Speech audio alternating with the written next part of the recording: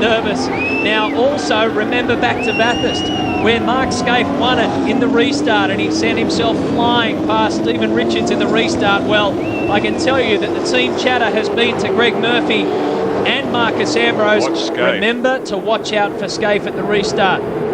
The safety car pulls away on lap 17 of 22. We've got ourselves a restart. Murphy with the lights on. Gets off to a flyer at single file. Then it's Ambrose. Look at Scaife. He's peeking in and out. There Lowndes, Jones. John Bow goes through. Paul Wheel in car 43. Cool heads must prevail through this part. There's only a few laps left to go. Those guys further back in the pack are behaving themselves very well. Quite often we've seen all sorts of catastrophes through those first couple of chicanes, but everyone seems to be happy to sit in single file until the field gets going. Green flags waving. Hey, what about the pace there for Stephen Richards, but also the pace straight away from Marcus Ambrose. Now, we've got some news, some drive-through penalties, and it really will impact the top 5. Cars 1 and 21. That's Mark Scaife and Brad Jones will have to go through. So Scaife currently in 3rd position. Jones currently in 5th position. They're going to have to go through, and that will end their chance of having any hope of winning this race. So things are looking pretty good. Brad Jones will be disappointed. I think the fence was at the first chicane. Brad Jones has done a great job fighting his way up from 11th to be in the top 5.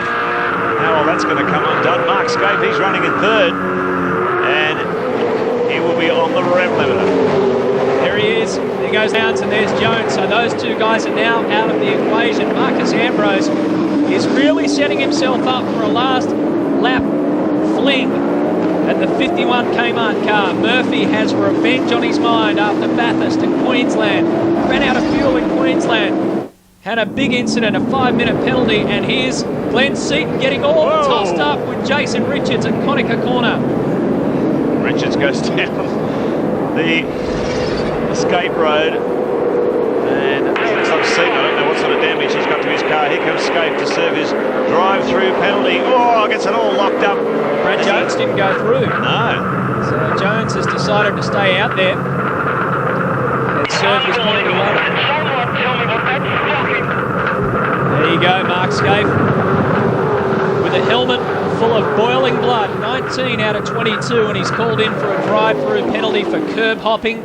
What he wants to know is where, when, how, why, and what am I doing here in pit lane when I've got a shot at another race win. Well, it's a good 40 seconds to trundle down pit lane to the 40km/h speed limit. It makes a massive difference. There's a great shot there of team manager Jeff Grant watching his driver Mark Scaife come through. We've just heard that car 888 John Bow is also going to have to serve a drive-through penalty. He's currently running in 5th. So both Aussie male cars, and here's a big tangle between Crompton and Rick Kelly. No corner, mate, just be careful. T-boned him on turn 3. Fortunately, they both got away. They've been able to get back into the race. So it's on here. The final laps of the Gillette V8 Supercar Challenge. There's been a big upset at the top. Murphy and Ambrose escaping unscathed from the officials. There's car 888 John Bow. He's going to have to come in soon and serve a drive-through. What about the Aussie Male Racing team?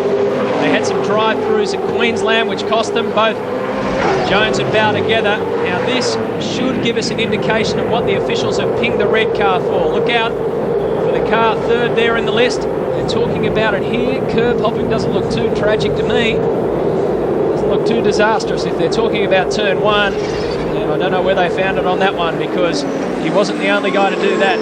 So the PlayStation 2 race score shows you that Greg Murphy and Marcus Ambrose and Craig Lowndes are the ones still in it, because Brad Jones and John Bow have to come through for a drive-through penalty. Stephen Richards is currently in 6th. Here's the incident that involved Rick Kelly, and Seaton was turned up all in that as well. So too Neil Crompton. Darryl Beattie. Jeff, what was the infringement for? We've been told a curb infringement. I mean, Scaife's been on the thing. I mean, there's no need for him to drive over the curbs. He hasn't done it all weekend, not once in the race. I mean, he wasn't trying to battle to get anyone. He just was happy to stay. So, Darryl, it's amazed us, and you know, we rely on judges at fact. What else can you say? Thanks, mate. Yeah. Oh, Brad Jones still out there. His teammate John Bow's come in and served his drive drive-through penalty, but look at the Aussie male Ford still sitting there in the lead pack. Car 54. Team Brock Commodore in trouble. He spent a lot of time in pit lane. This one is technical problems for Craig Baird. He had pretty much a case of curbitis and came through there getting drive-through penalties galore. Grant? Well, Kim Jones, you just had to deliver the news to both of your drivers. How did they take it? Well, how can you take it? You know, you watch the Indy cars, they're all over the top of the things. If you run a sedan, you're not allowed to go near them. So, but they're the rules. Everyone else has copped it sweet, we'll cop it sweet. We got the speed, the Aussie male team's moving forward, the cars are going very, very well, and that's the way it is. Hard luck, that's most unlikely to cop it sweet too. You normally have a fair bit to say. Yeah, there's that 500 thing, 5,000 thing at the end of the year, and so you bite your tongue, but look out on the 31st of December. Even save it for Christmas. Thank you. A New Year's present for the Invesco officials, courtesy of Kim Jones. I've got to say, though, the Aussie male team will be considered prophets because John Bowe made a statement about a week ago saying that he wanted the officials to make it clear what the curb hopping problem was going to be because he could foresee that there would be troubles. And here comes Brad Jones in to serve his penalty. We saw car 54 in pit lane. Rusty's got some news on the Team Brock Commodore. We'll just take a look at this replay that Stephen Ellery and Cameron McConville get side by side at Conica Bend. Once again, get into a bit of panel swapping and paint swapping there. Rusty? Well, Craig Baird, what's happened? Mate, we just dropped a cylinder, but once again we had a stop go in there. Look, every cone's black and flattened, and for the first half of the race we're the only ones that got a stop go. I followed cars you couldn't even see, you know, you sit down and behind one of these cars with a big wing, there's no way you can see the cones, so you're just following the car in front. Some unhappy people down here at the moment, guys. Yeah, particularly Craig Baird. Boy, hasn't he been under the pump from the observers. The whole time we've been here, the Team Brock car has spent probably more time in pit lane than it has out on the racetrack. Infringement after infringement, particularly relating to curb hopping. In the end, it was an engine problem which put him out. Lowndes, meanwhile, has recovered up to third as a result of a few of those drive-through penalties. Stephen Richards now lonely fourth. Jason Barguala in fifth. That's Bright Kelly. Max Wilson has climbed into the top 10. Paul Wheel in the K&J thermal car, they'll be happy with that top 10 performance. And Stephen Johnson, a Shell Falcon, rounds out the top 10 at the moment. Greg Murphy is really getting a lot of pressure put on him by Marcus Ambrose, who, if he's going to make a move, will have to do it very quickly. Here's Jason Bright and Todd Kelly on screen. And that's position 6 and 7. There's 65 of Max Wilson. He's behind them, leading a whole gang of cars that includes, we'll take a look at him, Paul Wheel, the Shell Helix car of Stephen Johnson, Stephen Ellery's in there, Cameron McConville, Larry Perkins, Jason Richards, Radicic has moved up to 15th after starting from 32nd. So we're on the last lap. This is it. 51.64 was the fastest lap of the race. That was set by Marcus Ambrose on lap 4. They were really getting stuck into it early.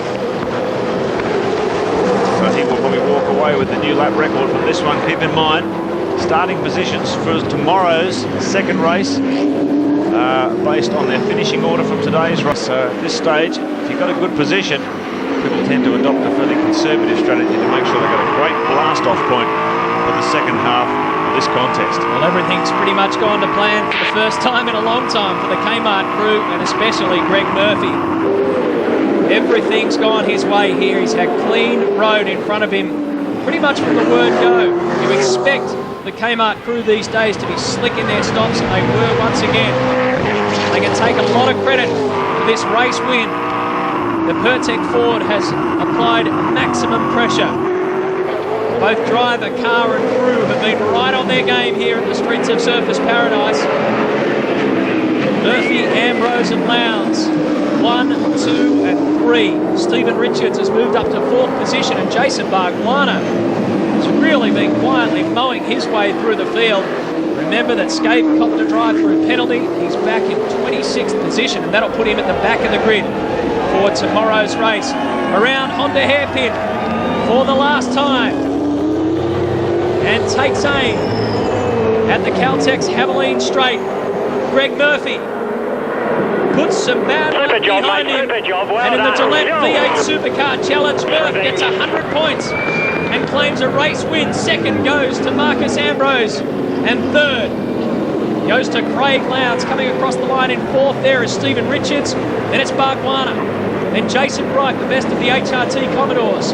Todd Kelly, Max Wilson, Paul Wheel. What a great effort from him in ninth. And Stephen Johnson does some good work to bring Shell Helix Racing number 17 from pole to podium. Greg Murphy has his hands in the air. It's not the same as winning the Bob Jane T-Marts 1000, but it'll be sweet revenge for Greg Murphy. He's been so pumped up after being struck with that penalty at Mount Panorama, and they were well and truly in contention to win that race. Now he's come up here on the Gold Coast, and he has really been on fire all throughout practice and qualifying. And I've got to say, the Kmart team, they struggled coming to terms with this new Dunlop control tyre early in the season, particularly compared to their stablemates at Holden Racing Team. But just coming toward the end of the season, as they did last year, they've really started to get a handle on the setup. You reckon Murph's popular?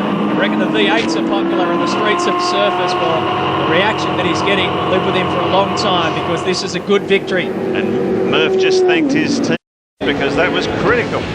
And the fans, the Greg Murphy fans, are delirious up there on the balconies. Let's check how they finished on the Shell Helix race score. Murphy was only 0.7 of a second in it at the end over Ambrose. Then a big gap, 7.5 back to Craig Lowndes. Stephen Richards had a fairly lonely drive into fourth. Bargwanna did well to fifth. Bright managed to survive that collision with Ingle. He got in sixth. Todd Kelly 7th. Wilson up into 8th. Paul Wheel and Stephen Johnson round out our top 10 on a pretty good day for the Fords. They didn't get the top spot, but they certainly had a lot of efforts in there in the top 10. Cameron McConville in 12th, LP in 13th. Jason Richards, Team Kiwi in 14th. Paul Radicic did a great effort. He's the biggest mover of the day. From the back of the grid, he moved up 17 positions. This is the full field. Tony Longhurst, Faulkner, McLean, Trapp, Larkin, Rick Kelly, Neil Crompton and Glenn Seaton all had a tangle in the final few laps. And look at Scape, 25th position.